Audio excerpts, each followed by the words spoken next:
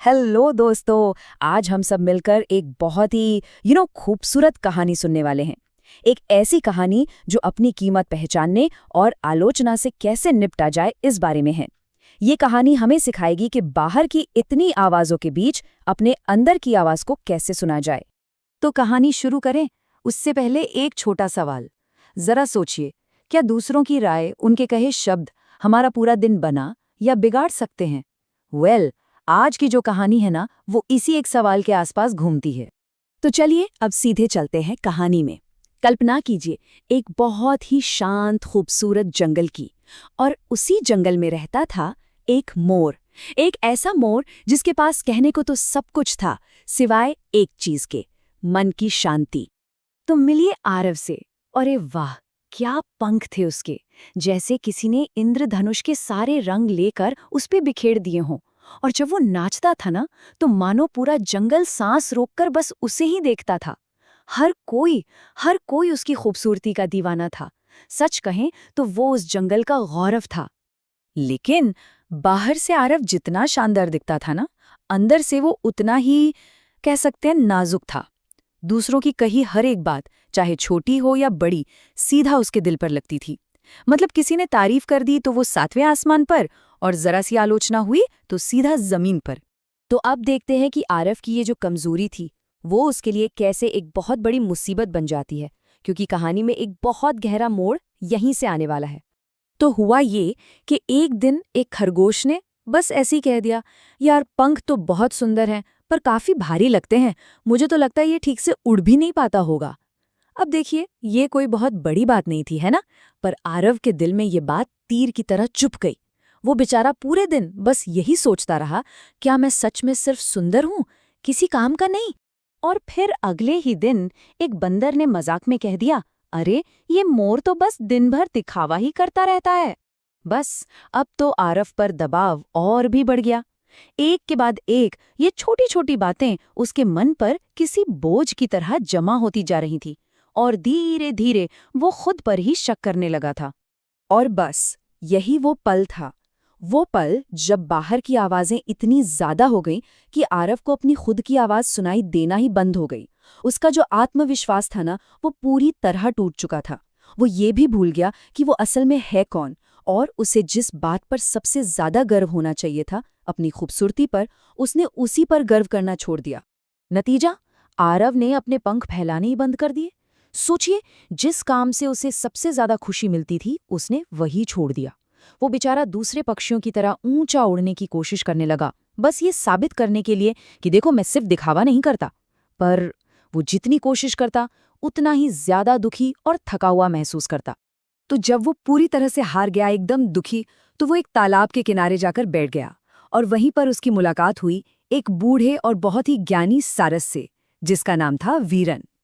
और यकीन मानिए, ये मुलाकात उसकी पूरी जिंदगी बदलने वाली थी। वीरन ने आरव की हालत देखी और उसे बड़े प्यार से पूछा, क्या बात है, तुम इतने थके थके क्यों लग रहे हो? तुम्हारे पास तो सब कुछ है।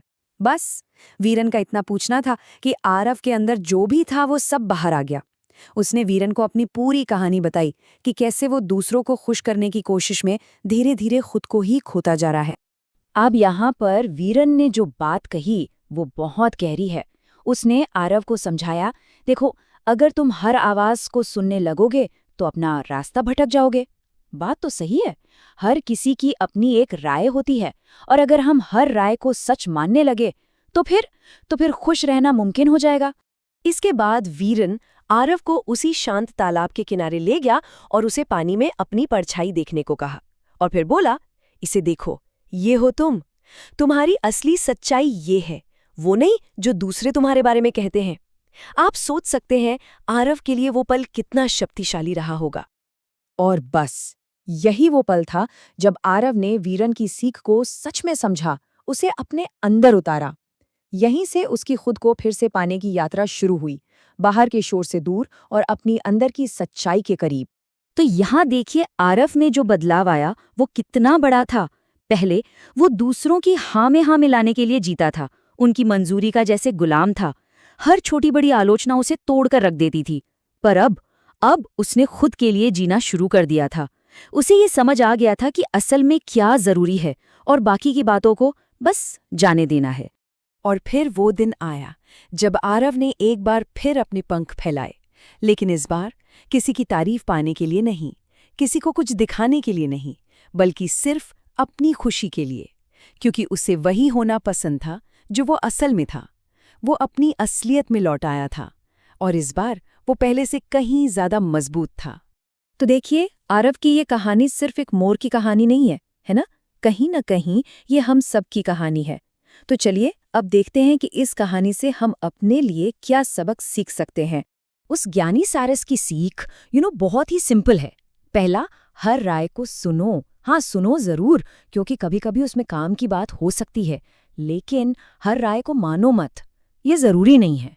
हमें बस ये पहचानना है कि क्या चीज़ हमारे लिए जरूरी है और क्या सिर्फ शोर है, और जो शोर है उसे जाने दो। और आखिर में इस पूरी कहानी का जो सबसे बड़ा सबक है वो ये है कि हमारी कहानी हमारी अपनी है। इसे लिखने का हक किसी और को क्यों देना?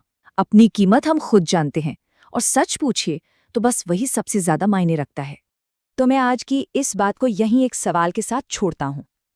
हमारी जिंदगी में कौन सी आवाज़ें हैं जो सच में मायने रखती हैं? हम किन आवाज़ों को अपने ऊपर हावी होने दे रहे हैं? और सबसे ज़रूरी, कौन सी वो आवाज़ें हैं, शायद हमारी अपनी, जिन पर ध्यान देना सबसे ज़्यादा ज़रूरी है? उम्मीद है ये प्रस्तुति आपको पसंद आई होगी। अगर हाँ, और आप ऐसी ही और कहानियों में हमारे साथ गहराई से उतरना चाहते हैं तो लाइक और सब्सक्राइब ज़रूर करें। हमारे साथ जुड़ने के लिए बहुत बहुत धन्यवाद।